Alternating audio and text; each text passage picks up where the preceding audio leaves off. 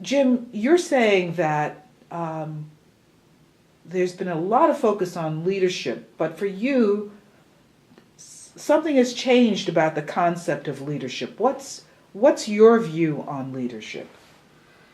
Well, I think I have a lot of views on the subject. I've been thinking and working in the general subject of leadership probably for 40 or 50 years. Uh, it's only been recently that I've begun to appreciate that if you just take the obvious fact that we spend hundreds of billions of dollars on leadership training of various sorts, tens of thousands of books on the subject, uh, 250 million references to the subject in Google, you have to at some point ask yourself the question, uh, are we really evolving in our capacity for leadership? You know, is it working? Are we producing more leaders? Or is whatever the point of leadership about getting translated into some kind of practical reality? And I guess I have the view that the return is pretty slim, if at all, between our investment in leadership development, leadership theory, leadership thinking, leadership books, and the reality about leadership in the world. I think leadership is the almost universal default when people say, what do we need in order to? What do we need in order to turn the thing around? What do we need in order to transform the organization? What do we need to be more competitive? It almost always comes down to we need more leadership.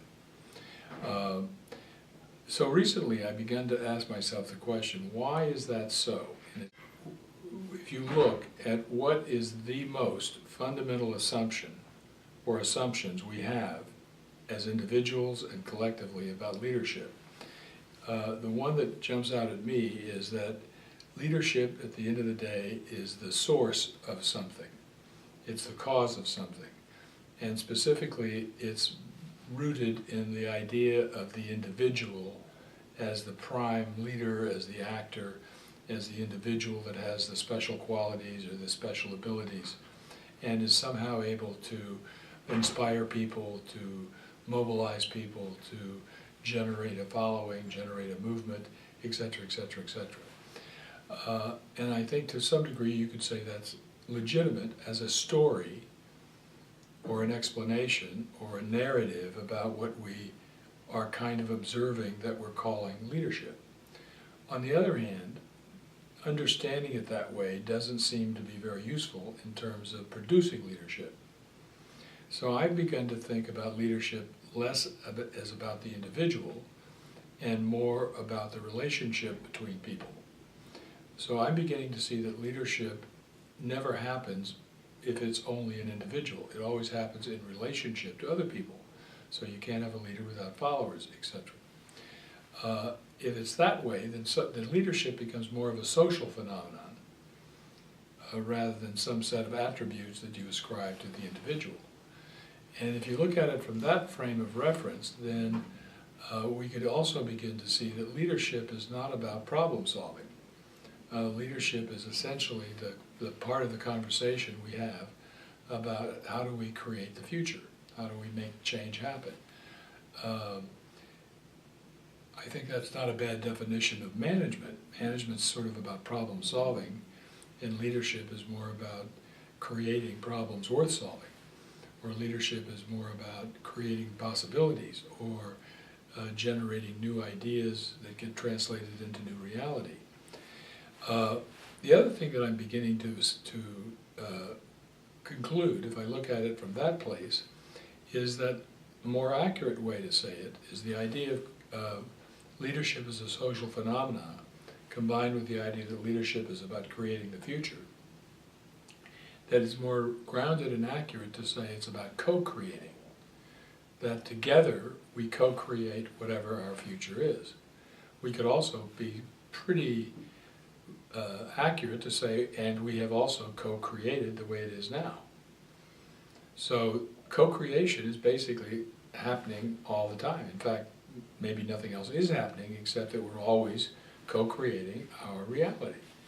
Now, if that's the case, then a lot about leadership is kind of a myth. You know, it's not the truth in terms of how things happen and how things get brought into the world. It's more of an explanation for how that happens, and it's true, I think, that most of our leadership stories are about people who've already produced results. So after history makes Gandhi a leader, we can talk about the Gandhi leadership. And we could almost say that for any leader story that you want to read, that the stories are written after the results. They don't talk about what was there before the results. So I'm interested in what was there before history makes you a leader, or before leadership happens. I'm beginning to think of leadership more as a scoreboard, and it's allowing me to put my focus and attention on what is going on when human beings are co-creating. And among other things, I think you could say that what's occurring is that human beings are expressing themselves, and they're organizing their various talents and concerns in the interest of some particular possibility or some particular opening that is occurring in a particular time in the history of the organization or the society. I would say this is a work in progress. I have no idea where it's going to go, but if it's valid as an entry point and as an access to deeper appreciation for human capabilities and human capacity for leadership, then I think what it begins to do is allow us to do a couple of things. One, begin to take more responsibility for what we've already co-created, and hopefully in doing so minimize or eliminate some of the blame, finger pointing. Secondly, I think that if it begins to reveal that we have many, many, many choices, if we can authentically engage in dialogue and conversation for the sake of building a future together. So that's kind of an overview of kind of where my thinking is. What's exciting me about it, though, is that it allows people to see that what I'm saying is really, we're always in a leadership conversation. We're always co-creating anyway. And mostly we just don't see that because we're so addicted or adapted to thinking about life in terms of the past and the future that we don't actually notice what's going on in the moment. And what's going on in the moment is that every single conversation we have and every single relationship we have, there's something occurring like a dance that's bringing into existence some particular reality or some particular consequence, which then we have to live with, and we can either make another change or we can settle for it, or we can agree that this is the world that we want to build. On your theory of co-creation, then, why is it that some people seem to rise to the top? Are they more masterful at co-creating? It's interesting. When you ask the question that way, the first thing that hit me was, am I talking about a theory of co-creation? I would have said that I don't think it's a theory. I think it's just kind of like an obvious observation that any time two human beings are engaged in conversation with each other, or for that matter, when the voice in my head and myself are talking to each other, you know, that what's occurring is a future, that we're always co-creating, and I'm sort of wanting to see that as an observation less than a theory. Now, I also think that people are more or less aware of it in the same way that some people live their lives more in the present than other people do. And I think the more you are oriented to living in the moment, the more you're living in the present, the more obvious it becomes that we are always co-creating. If you're living in your head or you're living in denial of what's going on, you begin to sort of organize life around your point of view rather than organize life around your relationships. And the more you can begin to reconfigure your worldview to include the fact that life is happening all the time.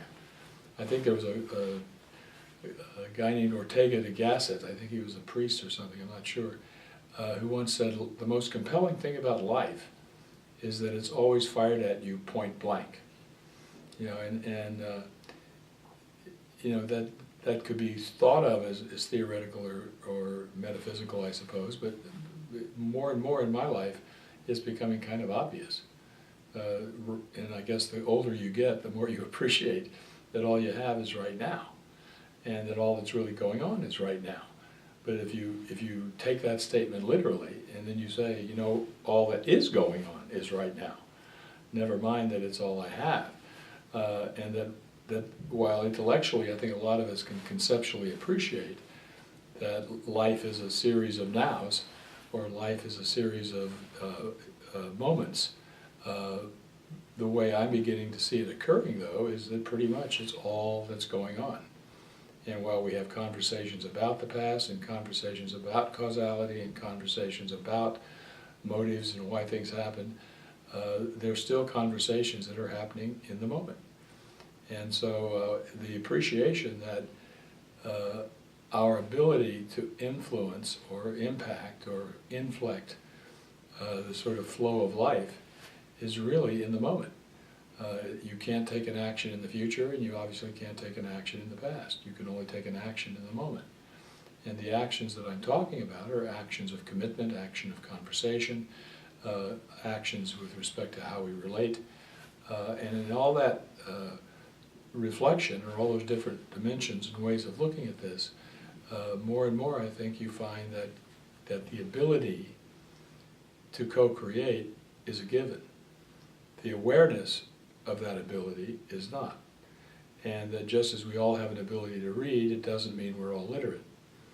And I suspect that to answer your question, the more you have at stake, or the more conscious you are of the consequences of your conversations and your relationships with people, the more likely that you will become a, quote, leader in the process of co-creation. But here I'm thinking of leader now as a role, or as an instigator of conversation, rather than a general or somebody that's at the top of the pyramid. We can still have a role of leader, and we can still have authorities, and we can still, by agreement, have different moments in time where we bring our commitments and talents together. But that the phenomenon itself, as I said, to me is looking like just an endless stream of human beings co-creating. You have an interesting take on corporate approaches to planning. I recall even saying myself that Mitsubishi had a 100-year plan. Is this process of long-term planning out the window? Well, I don't think this perspective necessarily means anything in terms of what you keep and what you let go of. I think your perspective on horizon or time or future is pretty much a choice. And as long as we're conscious about that and making choices and not being righteous about our choices, I think there's room for all of that. I mean, I love those Japanese stories of 200-year visions. The Jesuits have a 400-year, maybe longer horizon as well, and I think it's probably a healthy perspective in terms of at least giving people a certain amount of serenity that the world is not going to come to an end tomorrow or the sky isn't falling. But I also believe that every corporation that I'm aware of is organizing their commitments and their priorities and their investments, both human investments and financial investments and other resources, on their predictions of the future. And increasingly they're beginning to appreciate that their predictions are very little more than an extension of trends based on their historical performance or results. And as I say, I don't know very many corporations that really trust their predictions, certainly not the way they did 5 or 10 years ago. Now, if you say that the budgeting systems, which are basically the core of any enterprise, are built on the business of predicting, and yet we no longer trust our predictions, which is one of the characteristics I attribute to a real-time world, then what do? Well, I think one of the things you have to do is you have to rethink your relationship to risk, because the need to predict and the attachment we have to predicting historically is because we're trying to control the future. And we try to control the future because we think that the future is variable. And in doing so, we think of that as the way we can minimize or manage risk. What if, and not merely what if, but if you look, I think this is so, that the more accurate way of looking at it is the future is always a risk. There's always a possibility of winning, and there's always a possibility of losing. And no matter what scenario you have, it's still a scenario, and it's still a win-lose kind of outcome, but that really the risk is constant. There's risk of success and there's risk of failure at every moment. So perhaps another way of thinking about this is that risk is constant. And I, the corporation, or we, the corporation, are variable. So the question isn't what will predictably happen, and then what do I think the probabilities and scenarios are to deal with that prediction, but more directly, what future am I wanting to produce, or what am I committed to, and how now do I need to manage my choices in order to have that outcome be on the upside or to be positive. So if I think of myself as variable and the future as constant, I have a very different set of conversations than if I look at myself as constant and think that I can predict, by predicting, control the future, which I believe to be variable. So by making that transformation, or that switch of mindset, you suddenly put the focus on yourself or your own team or your own company and how we are moving in the world and how we are navigating and relating and seeing the world, and spending less time arguing about what we think will or won't happen, and what can we do if, and all those different conversations that are driven by that historical set of budgeting practices. One more question. You've talked about seeing yourself as variable. What kinds of changes does an individual need to make in order to function within your system? If you're not seeing yourself as a constant, what are you doing? What kind of preparation or change work are you doing on yourself? Well, that's a big question. And first of all, the idea of whether I'm variable or not is connected to a much larger philosophical reality, which is that for the last 300 or 400 years, the prevailing interpretation of who I am, or who you are, is that we are things, we are objects. And if you believe that, if you accept that assumption, which is usually attributed to Descartes, by the way, then you will invent psychology as a science of how the thing works, or you'll invent management, which is the discipline of how do we control the thing, and you'll end up with many of the institutional conventions that we have around people. I reject that. I don't believe people are things. I think that people are more like possibilities, and a lot of philosophical work has been done by Heidegger and many others to suggest that there is no fact or thing you would call yourself, that the self is a construct. It's not merely a construct you put together individually, because you can't disassociate it from history, and not just recent history, but probably going back to thousands of years.